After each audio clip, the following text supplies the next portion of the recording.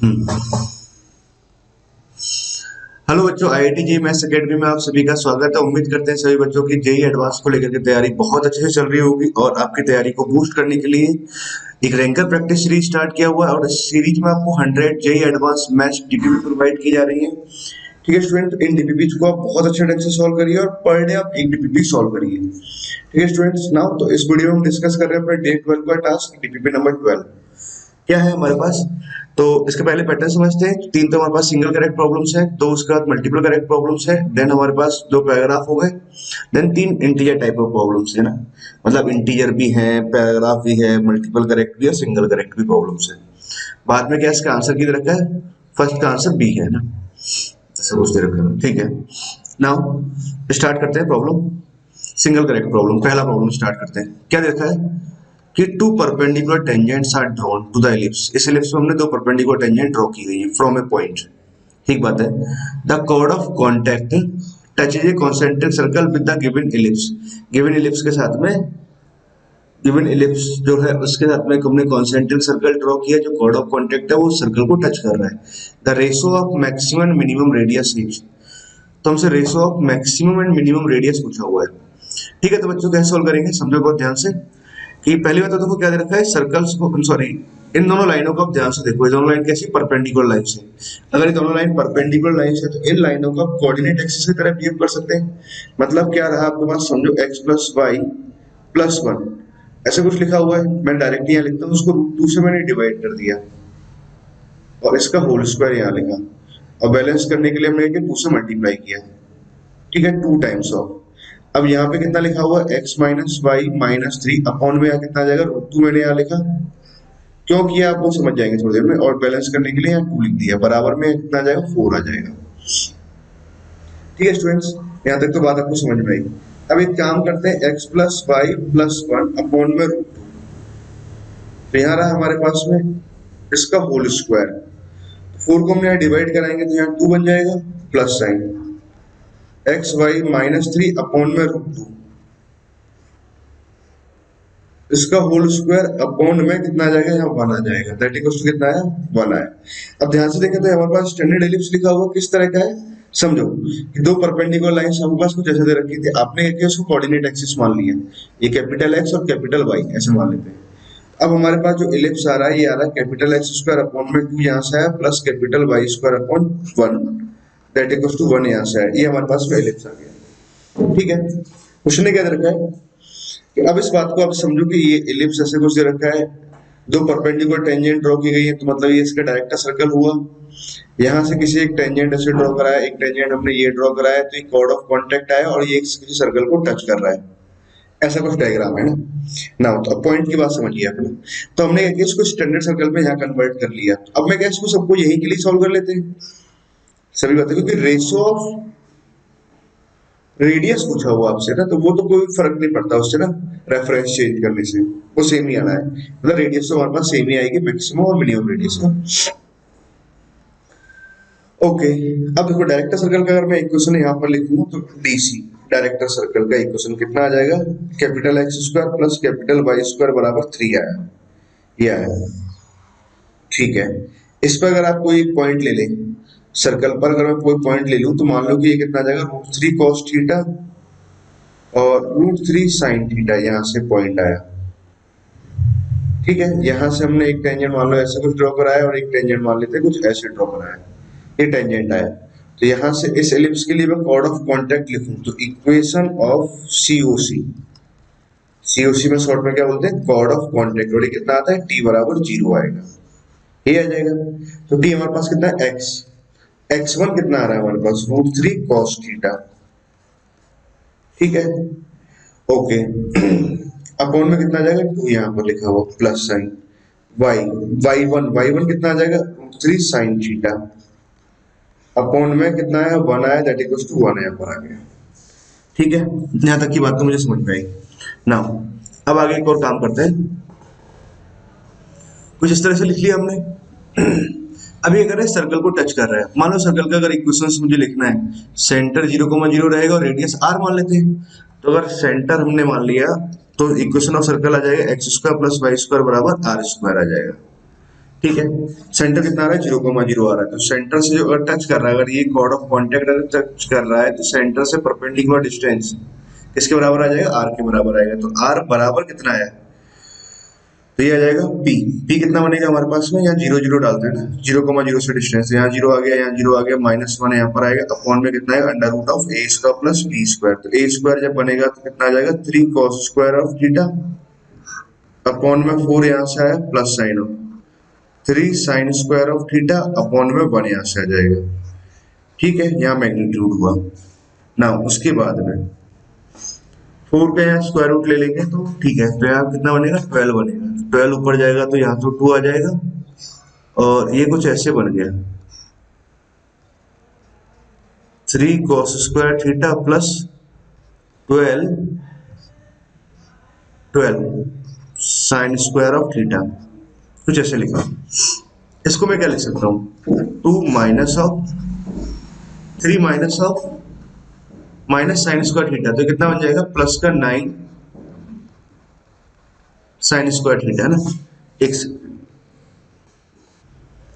ठीक स्टूडेंट, तो यहाँ तक तो हमारे पास आंसर आ गया ना, आर का वैल्यू ये है।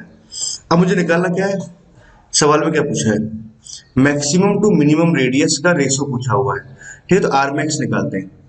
तो आर मैक्स मुझे चाहिए, मैक्सिमम रेडियस चाहिए। तो मैक्सिमम रेडियस चाहिए तो इस वाले पार्ट का वैल्यू कैसा होना चाहिए, मिनिमम। अगर मुझे मैक्सिमम चाहिए तो आर मैक्स को, और मैक्सिमम चाहिए तो उसको मिनिमम। उसको मिनिमम कितना आ सकता है, 0 आ गया, तो ये तो कितना है 2/√3 आया। ठीक है, आर मिनिमम अगर आपको चाहिए तो आर मिनिमम होने के लिए क्या होना चाहिए, ये वाला पोर्शन कैसा आना चाहिए, मैक्सिमम आना चाहिए।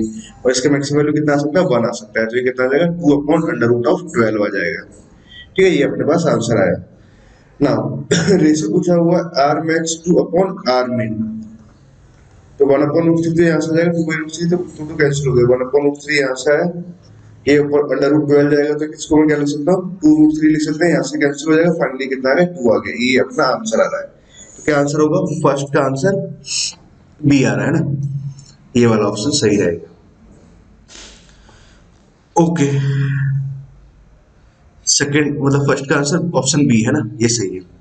क्लियर स्टूडेंट, आई होप आपको ये प्रॉब्लम सॉल्व करके अच्छा लगा होगा, मजा भी आया होगा ना, बहुत ही सही प्रॉब्लम था ना। अगला प्रॉब्लम करते हैं। अगले प्रॉब्लम में क्या दे रखा है,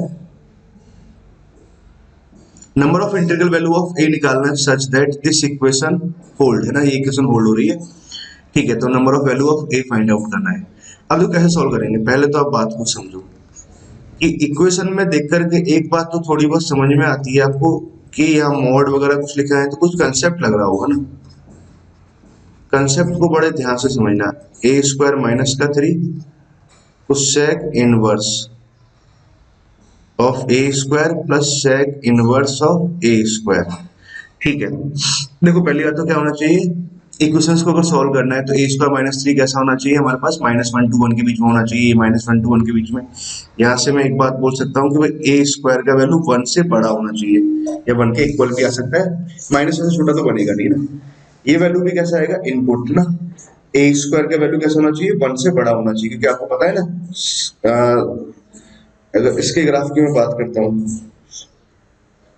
इसके ग्राफ की बात करें तो साइन इनवर्स का ग्राफ कैसा आता है, कुछ ऐसा आता है, ये देखो ना, और कोसेक इनवर्स एक्स का ग्राफ कुछ ऐसे आएगा, सॉरी कुछ ऐसे आएगा ना, एक उल्टा बना दिया, ऐसे ग्राफ आएगा कोसेक इनवर्स एक्स का ग्राफ। ठीक है, ए बीच वाला हिस्सा हट जाएगा। अच्छा, अब एक बात समझो, जब ए स्क्वायर 1 से बड़ा है या 1 के इक्वल है तो इस वाले पार्ट की वैल्यू कैसे आनी है, पॉजिटिव ही आनी है, मतलब यहाँ मोड लगने का कोई सेंस नहीं बनता। ठीक है, second inverse of a square, second inverse तो हमेशा ही पॉजिटिव रहेगा, तो इसका मोड लगने का कोई सेंस, मतलब मोड के अंदर क्वांटिटी पॉजिटिव है तो मोड डायरेक्ट ही खुल गया। ठीक है, ऐसे अगर देखें तो cos इनवर्स ऑफ समथिंग, तो इसका वैल्यू कैसा आता है, 0 to पाई के बीच में आएगा, हमेशा ही पॉजिटिव आएगा, तो इसमें भी कोई प्रॉब्लम नहीं है। तो cos square of A math से कुछ आया plus sine inverse of a square -3, कुछ ऐसे आ जाएगा। ठीक है, इसका वैल्यू कितना आ गया, cos inverse plus second inverse x कितना था, π/2 आता है। अब देखो आप काम की बात ये समझें कि sine inverse of a square -3 plus sign of cos inverse of a square -3, इसका सम π/2 आ रहा है। इसका सम अगर π/2 आ रहा है तो पहली बात तो क्या होना चाहिए, ये वाला नंबर साइन इनवर्स एक्स की तरह होना चाहिए, मतलब मॉड नहीं होना चाहिए। ठीक है, तो अगर सम पाई बाई 2 आने के लिए cos इनवर्स एक्स लिखा हुआ है तो इट मीन कि भैया ये वाला पार्ट पूरा कैसा होना चाहिए, मस्ट बी पॉजिटिव। इसको पॉजिटिव होने के लिए भाई साइन इनवर्स को पॉजिटिव होना है तो इसके अंदर का जो इनपुट है वो कहाँ होना चाहिए, 0 और 1 के बीच में होना चाहिए। ठीक है, तो ये बात रही आपके पास है ना, ऐसा कुछ रहा। और ये हम पहले डिसाइड कर चुके कि ए स्क्वायर कैसा रहेगा, ग्रेटर देन इक्वल टू 1 रहेगा। तो यहाँ से ए स्क्वायर अगर निकालें तो 4 से छोटा आ रहा है और 3 से बड़ा आ रहा है, इंटरसेक्शन लेंगे तो फाइनली ये इंटरसेक्शन आ जाएगा। ठीक है, तो स्क्वायर रूट ऑफ ए अगर मैं लिखूं तो ये कितना आ जाएगा, √3 के इक्वल होगा या उससे बड़ा होना चाहिए या 2 से छोटा होना चाहिए। ठीक है, तो इंटीग्रल वैल्यू जो की बात करें तो यहाँ से a का जो वैल्यू आया वो कितना आ जाएगा, √3 से लेकर के 2, यहाँ क्लोज यूनियन यहाँ आ जाएगा -2 से -√3 और यहाँ पर क्लोज आ जाएगा, ये आंसर आएगा। ठीक है बच्चों, ये आंसर हमारे पास आ जाएगा। अब देखो इंटीग्रल वैल्यूज की बात करें तो √3 से 2 के बीच में तो एक ही इंटीग्रल वैल्यू यहाँ से आया 2 आया और एक यहाँ से -2 आ जाएगा। तो number of integers integral value of A की बात किया तो कितना आएगा, 2 आएगा। तो क्या आंसर आएगा, 2 आएगा। तो बी ऑप्शन सही रहेगा। दूसरे का क्या दे रखा था मैंने, बी है ना, एकदम करेक्ट है। तो फर्स्ट एंड सेकंड हमने दो प्रॉब्लम देख लिया ना। क्या दे रखा फोर्थ प्रॉब्लम में, कंसीडर द कर्व ना, एक second, consider the curve S1 कि वाई स्क्वायर माइनस 4k1x बराबर 0, k1 पॉजिटिव है। S2 हमारे पास दूसरा एक पैराबोला दे रखा है, k2 पॉजिटिव है। S3 हमारे पास में क्या दे रखा है, ये एक सर्कल दे रखा है, मतलब दो पैराबोला दे रखा है, एक सर्कल दे रखा है, ए लाइन दे रखा है 2y प्लस 3x प्लस 36 बराबर 0। S3 बराबर 0, S1 बराबर 0 एंड S2 बराबर 0 at point PQ are respectively such that कि PQ बराबर PR बराबर ऐसा कुछ दे रखा है। Moreover S1 S2 intersect at point S other than origin. S1 S2 जहां इंटरसेक्ट कर रहे हैं वो कौन सा है, S पॉइंट है ना। तो बहुत सारी बातें दे रखी है ना, तो बड़े ध्यान से पहले इनको बातों को प्लॉट करते हैं। पहले तो इसका डायग्राम बनाते हैं। ठीक, तो ये इसका डायग्राम समझो। S1 कितना देखा, वाई स्क्वायर माइनस 4k1x, तो ये कुछ ऐसे डायग्राम बना हुआ है। पहली बात तो k1 पॉजिटिव है तो ऐसा कुछ डायग्राम आएगा। S2 की बात करें तो ऊपर वाला डायग्राम जाएगा ये वाला, ये दोनों ओरिजिन पे इंटरसेक्ट करेंगे, ओरिजिन के अलावा कहीं और यहाँ पे इंटरसेक्ट करेंगे, इसको हमने S नाम दिया है। ठीक है, इस कर्व को S1 नाम दे रखा है, इस कर्व को S2 नाम दे रखा है। S3 हमारे पास में क्या, एक सर्कल है। अच्छा, सर्कल की अगर खास बात क्या है, सेंटर है 0,-5 और इसका रेडियस अगर मैं देखूं तो रेडियस कितना आ जाएगा, यहाँ से 25 यहाँ से लिखेंगे और 27 यहाँ से लिखा, ये कितना आ जाएगा, √52 आ जाएगा। ठीक है, √52 यहाँ आया। अब बात को समझा जाए कि क्या लिखा है हमारे पास में, सर्कल। ऐसे सर्कल का देखो वाई एक्सिस पे कोई, एक्स एक्सिस पे कोई इंटरसेप्ट आ रहा है क्या, 2√g² minus c। X axis पे इंटरसेप्ट अगर देखें, g का वैल्यू तो 0 आया, माइनस c करेंगे तो पॉजिटिव आ रहा है, मतलब एक्स एक्सिस पे इंटरसेप्ट आ रहा है, मतलब सर्कल कुछ ऐसे जा रहा है। ठीक, कुछ बात को समझो। सर्कल का सेंटर हमने यहाँ ले लेते हैं और सर्कल को ऐसे कुछ ले लिया, ये कुछ ऐसे सर्कल जा रहा है। ठीक है, अब बात समझो। अब क्या दे रखा है हमारे पास में, एक लाइन दे रखा है 3x plus 2y, 3x plus 2y plus 36 बराबर 0। ये लाइन क्या कर रहा है, इसको टच कर रहा है ना, S1 S2 ये S3 है। ठीक है, इनको टच कर रहा है तीनों कर्व को। अब देखो तीनों कर्व को टच कर रहा है तो लाइन कुछ ऐसे ही जा सकती है कि यहाँ से लाइन गई, ये टच करते हुए लाइन ये टचिंग कर रही है ना, ये कुछ ऐसा है और ये कुछ ऐसे जा रहा है डायग्राम। अब डायग्राम को आप ऐसे समझो ओरिजिनली कि ये जो डायग्राम था वो ऐसे ना बना करके मैं कुछ ऐसे बना रहा हूँ, ये कुछ ऐसे जा रहा है। ठीक है, कलर वगैरह चेंज करते हैं, बहुत ध्यान से समझना कुछ कुछ बात है। इसको हटा देता हूँ, ध्यान रखना। कुछ कलर्स चेंज करते हैं। इस कर्व को नाम दे रखा है S1, ऊपर वाला जो है इसको नाम दे रखा है S2, इसको नाम दे रखा है S3। ठीक है ना, क्या दे रखा है, अगर बात समझे लाइन जो है, ये line touch S3 at point P, S3 को P पॉइंट पे टच कर रहा है, ठीक है। S1 को Q पॉइंट पे टच कर रहा है, यहाँ Q पॉइंट है, और H2 को कहाँ टच कर रहा है, R पॉइंट पे टच कर रहा है, ठीक है ना। ये बात हमें दे रखी है। उसके बाद हमें क्या दे रखा है, PQ जो लेंथ है वो PR के बराबर है, ठीक है। ये दोनों लेंथ कैसी आ रही है, बराबर आ रही है, ठीक है। मोर ओवर, है ना, ऐसा कुछ दे रखा है। आगे हमारे पास बात समझे, tangent drawn at the extremities, है ना, टेंजेंट, समझो बात को ना, हाँ, tangent drawn at the extremities of chord x minus k1 plus lambda times of y बराबर 0, ठीक है ना। Tangent drawn at the extremities of chord, इस कॉर्ड के एक्सट्रीमिटीज पे टेंजेंट ड्रॉ की गई है, वे लैम्डा ये parameter of this parabola s1 बराबर 0 इंटरसेक्ट ऑन द लाइन, इस लाइन पर इंटरसेक्ट करती है, ठीक है। अब देखो, पहले तो कुछ बातें आप यहाँ सीखो कि S1 जो लाइन है वो हमारे पास पैराबोला S1 S2 को टच कर रहा है, दोनों पैराबोला को टच कर रहा है, ठीक है। तो अब देखो कुछ पॉइंट समझिए। पहला अगर मैं पैराबोला लिखता हूँ S1, वाई स्क्वायर बराबर कितना है, 4k1x है, k1 पॉजिटिव है। S2 दूसरा वाला पैराबोला लिखें तो x स्क्वायर बराबर कितना आ जाएगा, 4k2y है, ठीक है। ये आ गया हमारे पास S1 S2 है।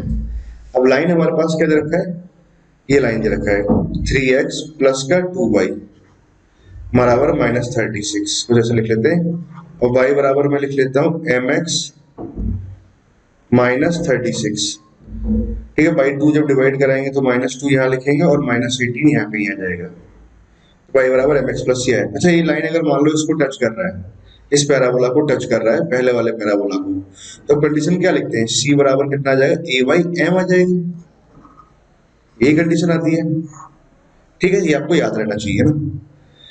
इन दोनों को सॉल्व करके d बराबर 0 लगाओगे ना, c का वैल्यू कितना आ रहा है, -18 आ रहा है, ठीक है। a का वैल्यू कितना है हमारे पास में, k बना है, अपॉन में m का वैल्यू कितना आ जाएगा, -3/2 आ जाएगा, तो -3/2 a अपॉन m, है ना, ये आया।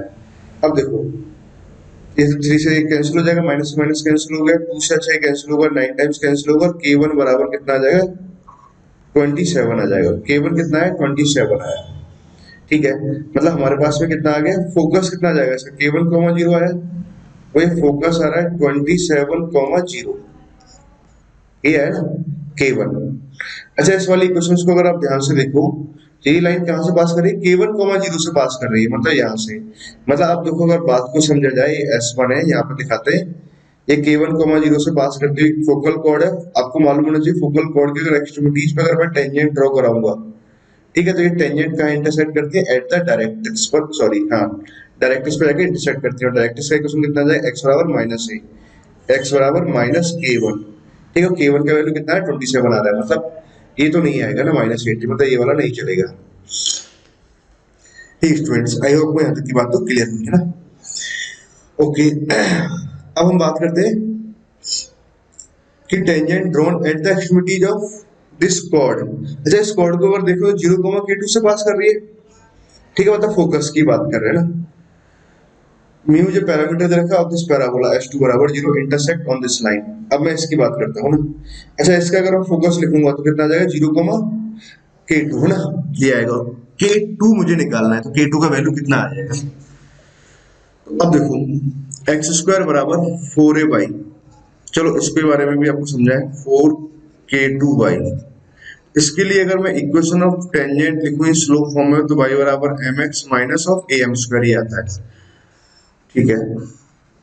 अच्छा बच्चों, देखो एक बात समझो, ये जो इक्वेशन ऑफ टेंजेंट है ना, स्लोप फॉर्म y बराबर mx प्लस a/m, इस वाले पैराबोला के लिए, इस वाले पैराबोला के लिए ये आता है, इसको डायरेक्ट याद रखिए, ठीक है। अब यहाँ से कितना आ जाएगा हमारे पास में, अगर कंपेयर कराऊंगा तो a का वैल्यू तो कितना आ जाएगा, k2 आ जाएगा, m स्क्वायर बराबर कितना है, c का वैल्यू कितना आ रहा है, -18 आ रहा है,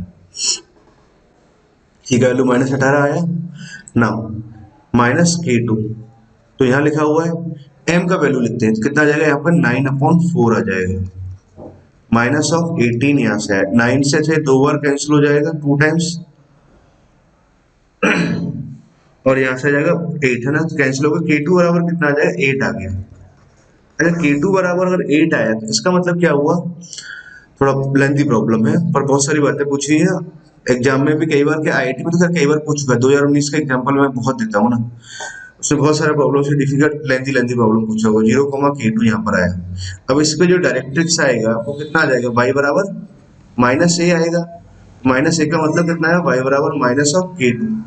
ठीक, K2 का वैल्यू कितना आ रहा है, 8 आ रहा है, मतलब y प्लस 8 आ जाएगा बराबर 0। ठीक है, तो मतलब दूसरे का अगर आंसर लिखेंगे तो y प्लस 8 आ रहा है। तो tangent drawn at the extremities of chord, chord अपने आप में क्या फोकल कॉर्ड है, म्यू पैरामीटर है of this parabola H2 intersect on the line. सही बात है ना, दूसरी वाली बात सही है।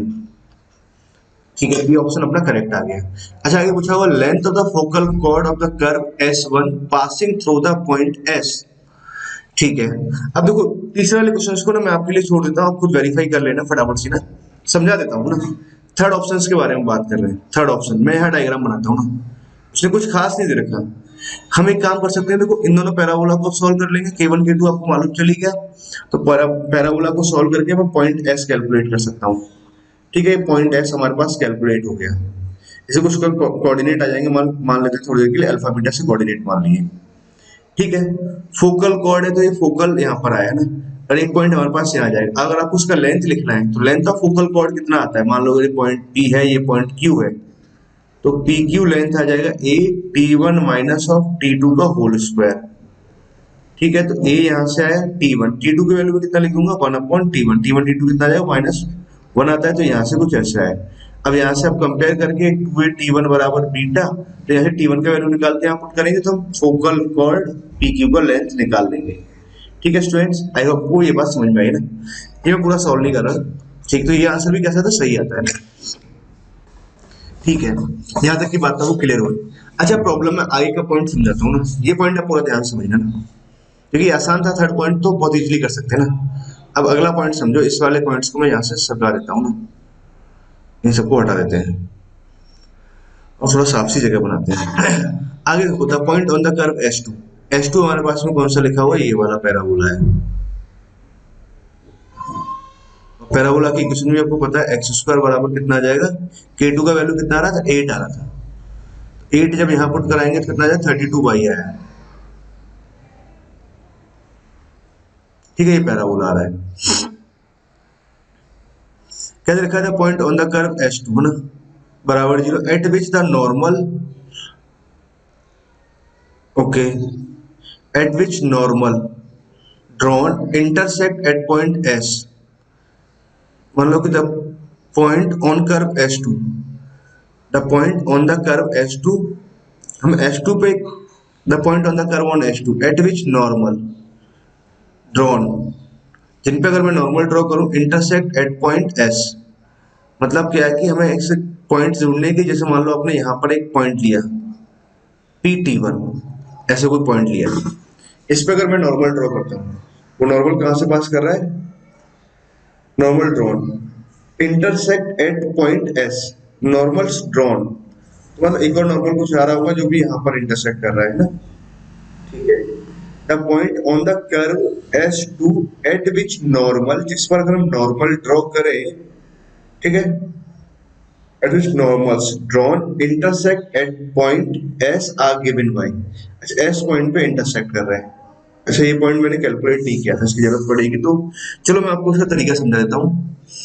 तो कैसे निकालेंगे, T1 T2 पॉइंट आपको निकालना है, तो इसको Q पॉइंट मान लेता हूँ थोड़ी देर के लिए, ये T2 पॉइंट ले लेते हैं। अच्छा, इस पॉइंट के अगर मुझे कोऑर्डिनेट लिखने होंगे, तो अगर ऐसा होता तो A_T1 स्क्वायर कॉमा 2A_T1 लिखते, तो अब मैं यहाँ क्या लिखूंगा, 2A_T1 कॉमा A_T1 स्क्वायर, यहाँ लिखा हमने, और यहाँ कितना आ जाएगा 2A_T2, Q पॉइंट के कोऑर्डिनेट को मैं लिखूंगा तो 2A_T2, और ये आ जाएगा A_T2 स्क्वायर आया, ये आ गया। अच्छा, इक्वेशन ऑफ नॉर्मल अगर लिखना है तो ओरिजिनल के लिए मतलब y square equal to 4x के लिए तो ये आता है y बराबर minus tx 2at plus 8tq। ठीक है, मुझे एक्स स्क्वायर बराबर 4ay के लिए लिखना है, तो x और y को इंटरचेंज करते हैं हम, x बराबर कितना लिखते हैं, माइनस ऑफ yt, x और y को इंटरचेंज कर दिया, प्लस का यहाँ लिखा हमने 2at, प्लस का हमने क्या लिखा, atq लिखा। ठीक है ना, ये पॉइंट हमने ले लिया ना। अब देखो पॉइंट को समझो कि इस पॉइंट पे हमने क्या है कि ये नॉर्मल आ गया, किसी पॉइंट टी पे नॉर्मल आया, ठीक है, मतलब T1 पे नॉर्मल मान लेते हैं और T2 पे नॉर्मल मान लिया, ऐसा कुछ आया। अब ये नॉर्मल कहाँ से पास कर रहा है, मान लेते हैं T3 पॉइंट मान लेते हैं, ये T3 से पास कर रहा है, ठीक है। ये T3 वाला कंडीशन हमने लिख लिया, T3 यहाँ पर है।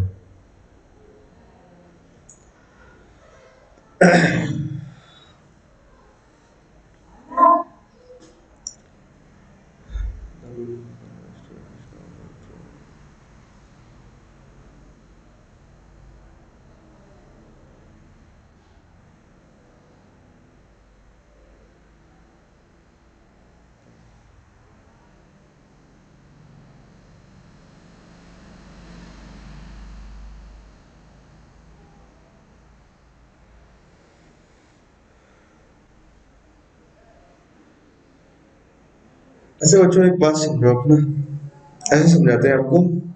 पहले T1 T3 में एक रिलेशन निकाल लेते हैं अपने लोग।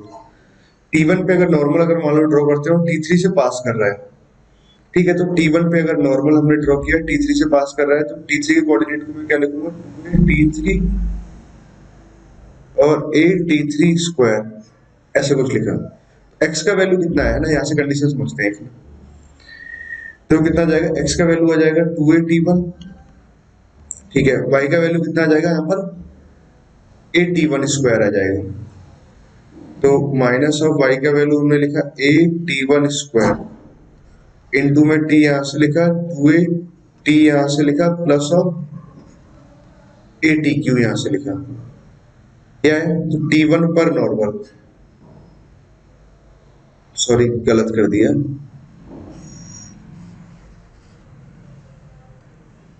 कुछ और सोच रहे थे, कुछ और लिख दिया। By T1 2a T1 plus of a T1 Q, कहां से पास कर रहा है, T3 से पास कर रहा है, तो T3 से पास कर रहा है, तो x का वैल्यू कितना है 2a T3, y का वैल्यू कितना आ जाएगा a T3 square, a T3 square और T1, 2a T1 यहां से लिखा plus of a T1 Q, ये आया है ना। अब समझो पॉइंट को,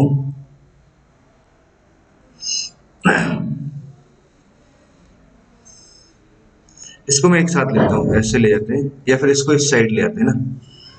तो 2a तो हमने कॉमन लिया, T1 माइनस T3 एक पॉइंट लिखा, a यहां से कॉमन आ रहा है और T1 भी कॉमन आया, तो ये कितना है T1 square minus of T3 square बराबर 0 है।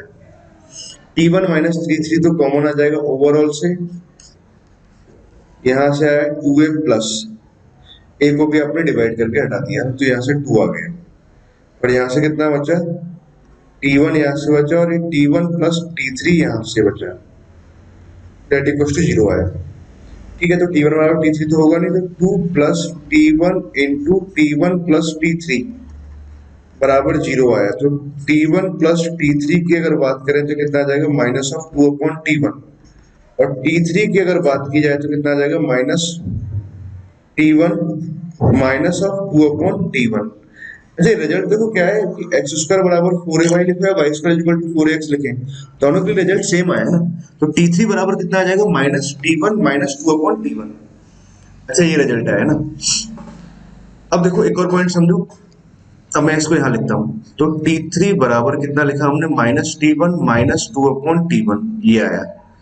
ऐसे अगर जब आप यहाँ से लिखोगे तो ये कितना आ जाएगा minus T2 minus 2 upon T2, ये रिजल्ट आया हमारे पास, ठीक है ना। पॉइंट को समझो आप। इन दोनों को अगर मैं सिंप्लीफाई करता हूँ ना, T2 को इस साइड ले आते हैं, तो T2 माइनस T1, तो हमने यहाँ लिखा प्लस साइन, 2 अपॉन T2 यहाँ से लिखा माइनस ऑफ 2 अपॉन T1 यहाँ लिखा बराबर 0, यहाँ से T2 माइनस T1 तो यहाँ से कॉमन आया, प्लस साइन 2 यहाँ पे लिखा हमने, T1 माइनस T2 यहाँ से आ जाएगा, अपॉन में कितना आ जाएगा T1 T2 बराबर 0 आया, ठीक है। T1 माइनस T2 यहाँ से कॉमन ले लिया, तो यहाँ से देखो T1 माइनस T2 आएगा, वो तो होगा नहीं, तो T1 T2 का वैल्यू एक्चुअली में कितना आया 2 आया।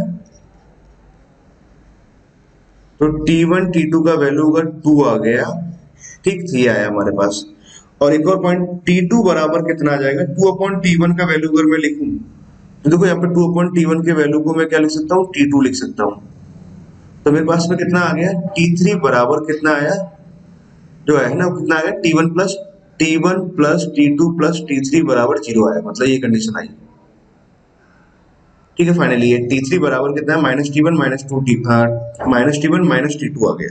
इसको इस साइड ले आया तो ये कंडीशन आई है। ठीक है, अब देखो मुझे पॉइंट क्या निकालने थे, ये दोनों पॉइंट्स निकालने थे ना, P और Q। अब देखो मैं आपको यहाँ पे तरीका समझाता हूँ। जैसे रिजल्ट वही आए जो y² = 4x के लिए आते हैं ना, दोनों के रिजल्ट सेम आएंगे, तो इसका मतलब तो ये हुआ ना।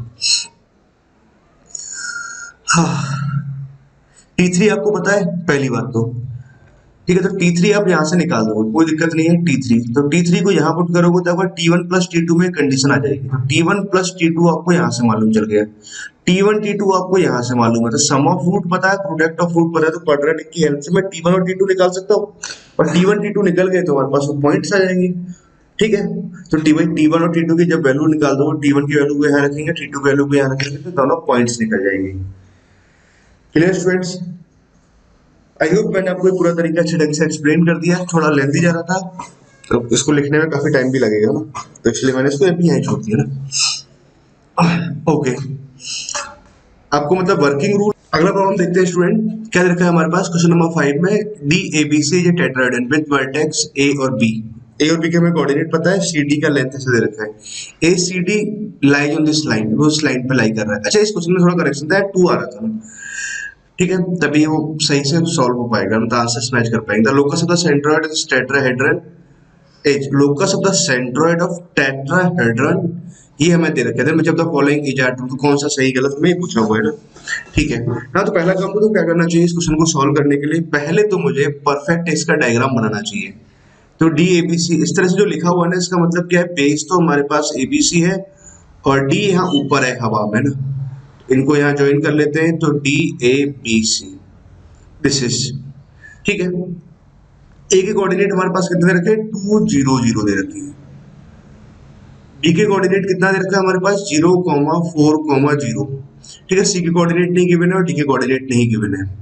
ठीक है, कोई दिक्कत वाली बात नहीं है। अच्छा, लोकस ऑफ द सेंट्रोइड पूछा हुआ है, तो सेंट्रोइड अगर आप निकालोगे तो सेंट्रोइड क्या आता है भाई, इनके सभी के एक्स कोऑर्डिनेट का सम, मतलब ये आता है x1 सभी के एक्स कोऑर्डिनेट का सम अपॉन में 4, कॉमा सभी के बाई कोऑर्डिनेट का सम अपॉन 4, कॉमा सभी के जेड कोऑर्डिनेट का सम अपॉन में 4। ये आता है हमारे पास सेंट्रोइड है ना। इन बच्चों को नहीं पता है सेंट्रोइड, ये याद रहना चाहिए ना पहले तो फॉर्मूला ना। अब हम आगे क्या है, प्रॉब्लम को सिंप्लीफाई करते हैं। पहला काम तो क्या करना चाहिए, सी और डी के कोऑर्डिनेट नहीं दे रखे, बट उसने बोल रखा है कि सी डी जो है लाइज ऑन दिस लाइन, वो इस लाइन पे लाई कर रहा है, इस लाइन की कुछ नहीं दे रखी है। तो क्या दे रखा है हमारे पास में, x-1 अपॉन में 1 यहाँ लिखा, y-2 अपॉन में 2 यहाँ लिखा, और दैट इज z-3 अपॉन में 3 यहाँ लिखा। ठीक है, एक काम करते हैं, इसको लैम्डा मान लेते हैं। तो लाइन पे मैं कोई पॉइंट लिखता हूँ, तो पॉइंट अगर हम लिखे ऑन सी डी तो कितना आ जाएगा, यहाँ से λ+1 यहाँ से आ जाएगा, 2λ+2 यहाँ से आ जाएगा, और 3λ+3 यहाँ से आया। ठीक है, ये पॉइंट आ गया लाइन पर। अब मुझे सी के कोऑर्डिनेट लिखना है, तो मैं एक काम करता हूँ, λ1 λ2 के फॉर्मेट में लिख लेते हैं। तो सी के अगर कोऑर्डिनेट लिखना है, तो सी के कोऑर्डिनेट तो कितना आ जाएंगे, λ1+1, 2λ1+2, ठीक है, 3λ1+3, this is the coordinate of C. Now coordinate of D अगर मुझे लिखना है, तो डी के कोऑर्डिनेट कितना आ जाएंगे, λ2+1 से कुछ दूसरा वेरिएबल λ2 देते हैं +2, और यहाँ से आ जाएगा 3λ2+3, this is the coordinate of D हमारे पास निकल गए ना। अच्छा, हमारे पास सी डी लेंथ दे रखा है, सी डी लेंथ कितना दे रखा है, √14 दे रखा है। ठीक है, तो हम सी डी निकाल सकते हैं क्या, बड़ी आसानी से निकाल सकते हैं। कितना जाएगा, √x1 - x2 का होल स्क्वायर, मतलब λ1 - λ2 का होल स्क्वायर। तो हमने यहाँ लिखा प्लस साइन।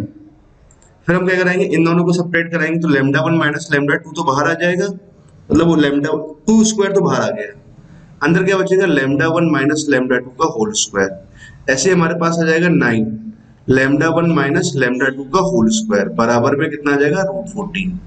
ठीक है, अच्छा इसको बात को बड़े ध्यान से समझो, यहाँ से λ1 - λ2 कॉमन आ जाएगा, इसका स्क्वायर रूट लेंगे तो ये आ गया ना। ठीक है, मोड भी आएगा, मैं भी एक केस लेके चलता हूँ ना। उसके बाद में यहाँ क्या लिखोगे, 1 प्लस का 4 + 9 हमने यहाँ लिखा, ये कितना लिखा, √14। ठीक है, इससे कैंसिल हो गया, √14 लिखा हुआ, तो λ1 - λ2 बराबर कितना आ गया, 1 आ गया। ठीक है, तो λ1 - λ2 बराबर कितना आ रहा है, 1 आया। इस बात को ध्यान रखते हैं। तो यहाँ से λ1 का वैल्यू निकाल लेते हैं, कितना आ जाएगा, λ2 + 1 आया ना। अब मैं देखो एक काम करता हूँ, सेंट्रोइड में लिखता हूँ। अब आसानी से हम सेंट्रोइड लिखते हैं, समझो बात को। सेंट्रोइड में हमारे पास एक ही कोऑर्डिनेट कितना है 2, एक्स को 2 0 0 एक्स कोऑर्डिनेट में लिखा 2, यहाँ से एक्स बी का एक्स कोऑर्डिनेट वाई लिखा, यहाँ से अगर हम लिखेंगे तो लैम्डा 1 प्लस 1, मतलब इसको मैं डायरेक्ट लिख देता हूँ, lambda 1 plus lambda 2 plus 2 upon में कितना है 4 है। वाई कोऑर्डिनेट अगर मैं लिखूंगा तो कितना आ जाएगा 0 प्लस 4, 4 तो यहाँ से आ गया, 4 और 4 यहाँ से हो जाएगा, और प्लस का 2 यहाँ से कॉमन ले लेंगे तो ये कितना आ जाएगा लैम्डा 1 प्लस लैम्डा 2 आ गया ना, अपॉन में कितना आ जाएगा 4 आ जाएगा, है ना। तो उसके बाद जेड कोऑर्डिनेट लिखते हैं, तो 0 प्लस 0 तो 0 तो यहाँ से आ गया, 6 यहाँ से आ जाएगा, 3 यहाँ से आया, लैम्डा 1 प्लस लैम्डा 2 अपॉन में कितना आ जाएगा 4 आ जाएगा। ठीक है, ये आया ना। उसके बाद समझो आप बात को। अच्छा, हमें क्या करना है, लोकस ऑफ सेंट्रोइड निकालना था, तो ठीक है, ऐसे इसका सेंट्रोइड निकालना है, लोकस का सेंट्रोइड का लोकस निकालना है। लैम्डा 1 की जगह मैं क्या पुट करता हूँ, लैम्डा 2 प्लस 1 पुट करते हैं, लैम्डा 2 प्लस 1, लैम्डा 1 की जगह कलर भी थोड़ा चेंज करते हैं, लैम्डा 1 की जगह लैम्डा 2 प्लस 1, लैम्डा 1 की जगह हमने पुट किया लैम्डा 2 प्लस 1, ये पुट किया ना। उसको सिंप्लीफाई करके लिखते हैं क्या आया रिजल्ट, 2 प्लस 2 तो कितना आ जाएगा 4 आ जाएगा, सॉरी 2 प्लस 2 प्लस 1 5 आ जाएगा, तो 5 तो हमने यहां लिखा, ओके। उसके बाद में कितना आ जाएगा 2 लैम्डा 2 आ जाएगा, अपॉन में कितना आया 4 आया ना। वाई कोऑर्डिनेट लिखते हैं, तो 4 4 8 तो यहाँ से आ जाएगा, 2 यहाँ पे कराएंगे तो 10 यहाँ से आ गया, plus sign of 2 times of lambda, lambda 2 यहाँ से आ जाएगा 4 टाइम्स ऑफ लैम्डा 2 बना, अपॉन में 4। ठीक है, तो आगे समझते हैं। 3 को अंदर मल्टीप्लाई किया तो प्लस का 3 यहाँ से आया तो 6 9 हो जाएगा, लैम्डा 2 तो ये बन जाएगा 6 लैम्डा 2 अपॉन में कितना आ गया 4 आ गया। ठीक है, लोकस ऑफ सेंट्रोइड निकालना है, तो रेट मान लिया इसको एक्स वाई जेड मान लेते हैं, एक्स बराबर ये आया। ठीक है, तो एक्स बराबर दिस, तो अब देखो यहाँ से 4x माइनस, इसको बराबर किया एक्स के, ऐसे समझो ना, 4x 5 को तो लेके आया माइनस 5 आया, अपॉन में यहाँ कितना आ गया 2 आ गया, दैट इज लैम्डा 2 यहाँ से निकाला। ऐसे मैं अब लैम्डा 2 यहाँ से निकालता हूँ तो ये कितना आ जाएगा 4y माइनस का 10 अपॉन में 4 आ गया। ठीक है, यहाँ से अब निकालेंगे तो 4z माइनस 9 अपॉन में कितना आ जाएगा 6 आ जाएगा, बराबर लैम्डा 2 आया। मतलब ये हमारे पास में क्या निकल आया बच्चों, ये आ गया locus of centroid, locus of centroid हमारे पास ये आ गया। अच्छा, इसके अगर लाइन के अगर डी आर देखें, एक लाइन आ रहा है और इस लाइन के डी आर की बात करें तो कितना है 2 4 6 ये आया, मतलब ये आ गया 1 2 3 डी आर, ये आया हमारे पास सिंपलेस्ट फॉर्मेट में ना, ये लिखा। अब देखो यहाँ पर 1 कर रखा है फिक्स, तो यहाँ 1 फिक्स हो गया, करस्पॉन्डिंग बी और सी भी हमारे पास फिक्स हो गया, तो बी का वैल्यू तो कितना आ जा रहा है 2 आ रहा है, और इसका वैल्यू कितना है 3 आया, तो a प्लस बी तो कितना है 5 आया, मतलब ये पहला वाला ऑप्शन तो सही हुआ। अच्छा, उसने y1 और z1 और 3y2, अच्छा इसमें देखो क्या थोड़ा सा ही गड़बड़ क्या किया है कि जो लाइन है ना, ये वाली लाइन तो हमारे पास कहाँ से पास कर रही है, इस पॉइंट से, जबकि हमसे जो लाइन पूछा गया है वो इस वाले पॉइंट से, मतलब एक लाइन पे इनफाइनाइट पॉइंट्स होंगे, ये पॉइंट ये पॉइंट ये पॉइंट, जैसे करके हमको 3y2 comma y1 comma z1 से पास करता हुआ लाइन हमें चाहिए, 3y2 y1 कॉमा z1 से पास करता हुआ लाइन हमें चाहिए ना। ठीक है, तो ना इस बात को आगे और सिंप्लीफाई करते हैं, इसको समझो। मैं थोड़ा सा यहाँ जगह बनाता हूँ और बातों को फिर से लिखते हैं। मैं इस लाइन को पहले ऊपर लिख लेता हूँ, क्या ये कॉपी होता है क्या, शायद नहीं होता था, पहले भी ट्राई कर चुका था मैं, तो होता होगा पर मुझे नहीं मालूम। 4x माइनस 5 अपॉन 2 लिखा हमने, 4y माइनस 10 अपॉन में, या 1 2 3 लिख लेते हैं ना, 1 यहाँ 2 और यहाँ 3 अपॉन में, यहाँ 3 आ रहा है और यहाँ कितना आ जाएगा वैल्यू लिखे 4z माइनस 9, 4z माइनस 9 ये आया हमारे पास। ठीक है ना, अब देखो हमें क्या चाहिए, लाइन को चाहिए जो 3y2 comma y1 comma z1 से पास कर रही है लाइन, तो भाई 3y2 y1 z1 इसको सेटिस्फाई कराएंगे ना, तो ठीक है मैं ये वाला पॉइंट निकाल लेता हूँ 3y2, तो x का वैल्यू मैंने 3y2 यहाँ रखा, 3/2 से 2 से कैंसिल हो जाएगा, 6 आ गया, 6 माइनस 1 कितना आ गया हमारे पास में 1 आया, तो 1 अपॉन 1 आ गया है, तो ठीक है ये क्या बन जाएगा 4y1 माइनस 10 अपॉन में कितना है 2 आया, यहाँ से क्या बनेगा 4z1 माइनस 9 अपॉन में कितना आ गया 3 आया, इसको इधर भेजा। ठीक है, 2 यहाँ से बनेगा और ये यहाँ पर प्लस का 2 आ जाएगा 4y1। ठीक है, तो यहाँ 12 बना तो y1 का वैल्यू 3 आ रहा है, मतलब y1 का वैल्यू 3 आया। ठीक, यहाँ से इसको मल्टीप्लाई कराएंगे, 3 इधर बनेगा, 9 तो 12 ऐसा जाएगा और z1 का वैल्यू भी अगेन कितना आ रहा है, 3 आ रहा है। मतलब हमारे पास में जो पॉइंट्स आए y1 z1 का वैल्यू कितना आ रहा है, 3 3 आ रहा है, y1 3 आया, z1 3 आया। ठीक है, तो y1 प्लस z1 की बात करें 6 आ रहा है, सही बात है। y1 माइनस z1 ये नहीं आएगा, और a प्लस बी तो कितना आ रहा है, 5 आया, y1 जोड़ेंगे तो कितना 8 आ रहा है, सही है ना, डी ऑप्शन भी करेक्ट है। क्लियर था प्रॉब्लम? ये प्रॉब्लम बहुत धांसू है ना, मतलब बहुत ही सही प्रॉब्लम है। Number of solution of this equation आपको निकालना है। तो देखो x/3 नंबर ऑफ सॉल्यूशन निकालने का एक तरीका कि अगर मैं क्या इसका ग्राफ बना पाऊं, इससे ग्राफ बना पाऊं और पॉइंट ऑफ इंटरसेक्शन निकाल लें तो बात बन जाएगी नंबर ऑफ सॉल्यूशंस के लिए। ठीक है, तो अब मैंने क्या किया, रफली इसका डायग्राम बनाने की सोचा। इसका डायग्राम बनाने की सोचा तो देखो आप बहुत ध्यान से समझना। जीरो पे वैल्यू कितनी आएगी, 0 आएगी, जो मैं समझाना चाह रहा हूँ। पाई पे वैल्यू निकालो, साइन पाई 0 आया, 0 0 0 हो जाएगा, पाई पे वैल्यू भी 0 आ रही है। 2 पाई पे वैल्यू भी कितनी आएगी, 0 ही आएगी। मतलब इसके डायग्राम की बात करें तो कुछ ऐसे ही जा रहा होगा, फिर ये ऊपर से कुछ फिर ऐसे नीचे जा रहा होगा। तकरीबन कुछ साइन एक्स ऐसा ग्राफ है, बट यहाँ 1 नहीं आ रहा ना। ठीक है, ऐसे ही कुछ पीछे की साइड भी जाएगा, माइनस पाई और 2 पाई पे भी ना, एक काइंड ऑफ दिस जैसा ग्राफ बनेगा इसका। इतना तो मुझे समझ में आया। ठीक है, अब x/3 का ग्राफ मुझे बनाना है, तो देखो पाई पे अगर मैं बात करूं, पाई कितना था 1 पॉइंट समथिंग था, पाई पे ये ग्राफ 1 से ऊपर हो जाना है, इतना श्योर है। मतलब यहाँ से अगर या तो ऐसे जाएगा या ऐसे जाएगा, ये समझना है। ठीक, या तो ग्राफ ऐसे जाए या फिर ग्राफ ऐसे जाए, इस बात का बड़ा ख्याल रखना है। तो ये बात का ख्याल आप बड़े अच्छे से रख सकते हो और बहुत ही अच्छे ढंग से पता लगा सकते थे। कैसे पता लगाना है समझो। क्या लिखा हुआ है, sine of sine of sine of sine of 1 2 3 4 5 दे रखा है, साइन ऑफ एक्स है ना, वो 5 5 ब्रैकेट में से लगाते हुए कर दिया आपने। ठीक है, मैंने क्या किया, एफ डैश एक्स निकाला। अच्छा, मैं क्या कर रहा हूँ, स्लोप ऑफ टेंजेंट देखना चाह रहा हूँ कि अगर 0 पे, अगर यहाँ पे अगर मैं ओरिजिन पे अगर स्लोप ऑफ टेंजेंट लिखूं, अगर टेंजेंट अगर ड्रॉ करें तो यहाँ पे स्लोप ऑफ टेंजेंट कितना आएगा। तो ठीक है, आप जब इसको डिफरेंशिएट कराओगे तो साइन का कितना आ जाएगा, कॉस आ जाएगा। फिर यहाँ से आप लिखोगे sine of sine of sine of, ऐसे करके लिखा। फिर साइन का आप फिर इस अंदर वाले को डिफरेंशिएट कराओगे तो कॉस ऑफ। ठीक है, ऐसे चलते जाओगे, फिर साइन ऑफ लिखोगे। फिर लास्ट में साइन एक्स वाले को मैं कॉस एक्स लिख दूंगा, मतलब ऐसे टर्म्स आ रही होंगी। एक्स बराबर जब अपने 0 पुट करोगे तो 0 0 पुट करते हैं, 0 0 होते हैं तो cos 0 बनेगा। यहाँ भी 0 0 0 तो cos 0, मतलब फाइनली 1 बना। मतलब कहने वाली बात क्या रही, स्लोप ऑफ टेंजेंट एट कितना आ जाएगा, 1 आ जाएगा। मतलब अगर टेंजेंट अगर यहाँ से ड्रॉ करेंगे तो उसका स्लोप का टेंजेंट कितना होना चाहिए, 1 होना चाहिए। ठीक है, इसका टेंजेंट का स्लोप कितना आ रहा है, 1/3 आ रहा है। भैया वो नीचे से ही जाएगी, नीचे से ही जाएगी, तो ऐसे कट करके जाएगी और ऐसे कट करके जाएगी, और पाई के बाद में वो 1 से बड़ी हो जानी है, तो फिर कोई दिक्कत ही नहीं है, साइन के वैल्यू 1 से बड़ा तो जा ही नहीं सकता था। भैया फिर नंबर ऑफ सॉल्यूशंस कितने आए बच्चों, 3 आए। नंबर ऑफ सॉल्यूशंस कितने आएंगे, 3 आ जाएंगे। ठीक है, ये आंसर रहेगा, मुझे अच्छे ढंग से पता है ना, चेक करने की जरूरत नहीं है। ओके, 9th प्रॉब्लम क्लियर है ना। उसके बाद